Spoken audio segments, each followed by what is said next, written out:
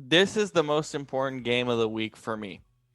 Monday Night Football, Rams Buccaneers. If they lose and lose big, we've talked about this consistently. Here's another primetime national TV game. If they get blown out, I am done with the Bucs. I am done. I'm done. I'm not. I I'm mean, done. can I say something? Go ahead. I think that's fair. I mean, You think if they get blown out by the if they Rams, get you're blown done. out, you cannot lose on prime time and be considered. You cannot go 0-4, 0-for on prime time and be considered at home with a team flying across the country and be considered a Super Bowl contender. Yeah. You can't, because guess what?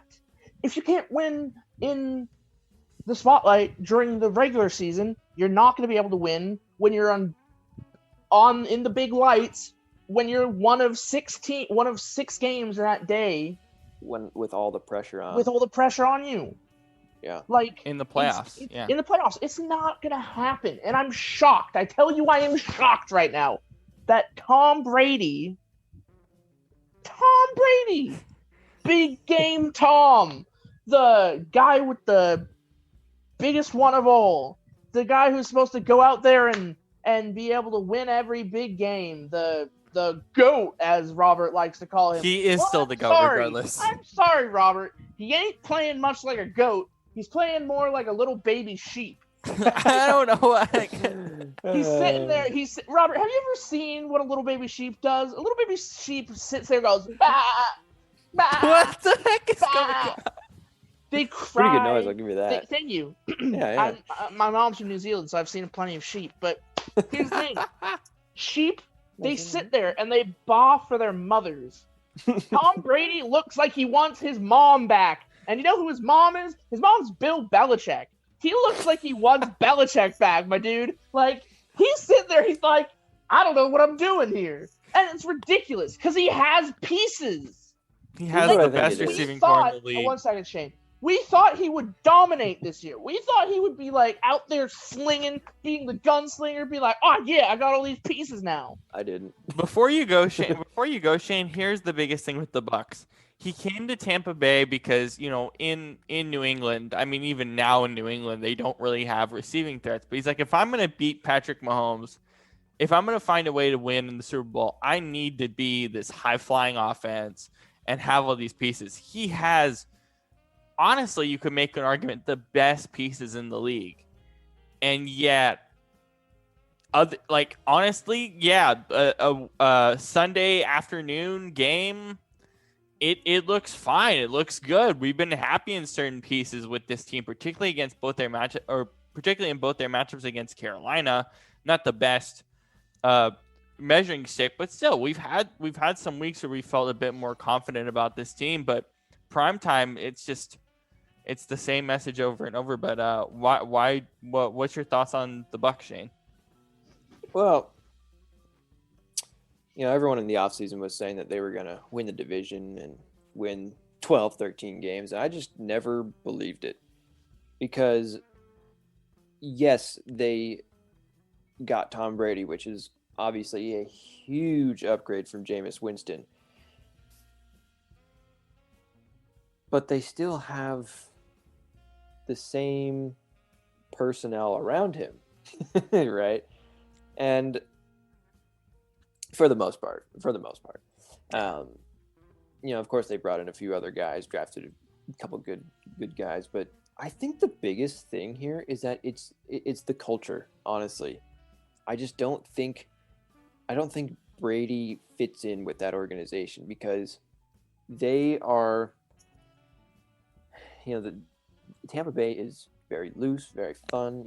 They get off practice at 3 and go have cocktails on the bay in someone's yacht. No, seriously. I mean, it's like, right, yeah. And Brady, I feel like wanted that because, I mean, Belichick is, kind of a grouch, or at least he was. He seems to be kind of nice and cheery now. But besides that, it's Boston is cold, it's rainy, it's angry. It's not a fun place to be if you're someone like him, right? So for that reason, it's like, yeah, I get it, right? But then he gets to Tampa, and I mean, yeah, it's fun, but it's like, where's the discipline? You know what I mean? Because like you look at Tom Brady on the sideline, what's he doing? He's always yelling at his teammates and It's bashing that Boston New England thing that's always done. and just bashing his helmet and whatever. It's interesting because we've had the conversation about how Belichick has like loosened up and he's fun and he's wearing cutoff shirts now and like he's doing like, Subway ads. He's doing Subway ads and he's being chill and he's being loose. He's got his nice dog. And right. And he turned into a dog during the draft. Which is still the funniest thing I've seen all year. I love that dog. But here's the thing. I think we all agree that it's not. We all thought we used to think Belichick was the grouch, and he's the reason why that it was such a grouchy environment to be. I think it was Brady. Yeah. I'm starting to feel Brady is just he's got a stick up his butt, and he doesn't know how to have fun. And sorry to be so graphic, but like, this is one of my problems with Brady. He's like, yes, he wins, but like, at what cost? I think that's the thing about him. Like when you watch stuff with him, non-football related, he does seem like a pretty fun guy. Right. He's the Gronk Brady stuff that they do on their YouTube page is so ridiculous. Yeah, or like or like Ted when he was doing like Ted too, or when he was doing the golf tournament with Peyton. They're joking around, whatever. Right. Yeah, okay, he's cool, whatever. I'd hang out with him, sure, why not? But then when it comes to football, he's just like some freaking drill sergeant or something. It's like, okay, you can calm down, pal. Yeah. You're still making your millions. Which is okay. Which I mean, I guess I can kind of understand it, considering like that's his job, and like he's on such a high pedestal at this point that like if he slips up once, people are waiting for him to like fall to earth. And it's a very similar way to how like people were waiting for Peyton Manning to fall to earth, except Peyton Manning was actually likable.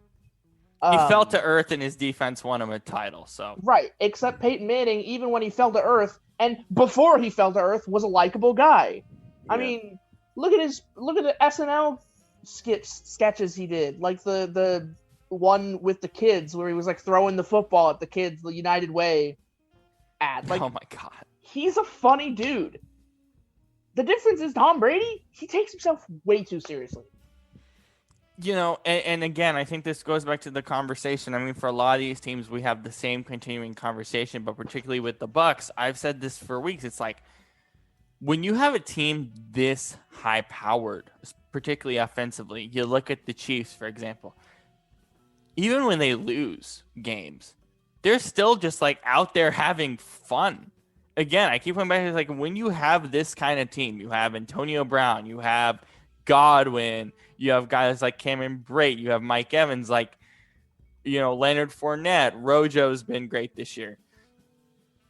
Just have fun offensively. Just play free-flowing football, and this team wins the division and puts themselves in a spot to get in position for a Super Bowl. But they aren't doing that. And it particularly shows on the Monday night games where it just seems like nothing goes right at all.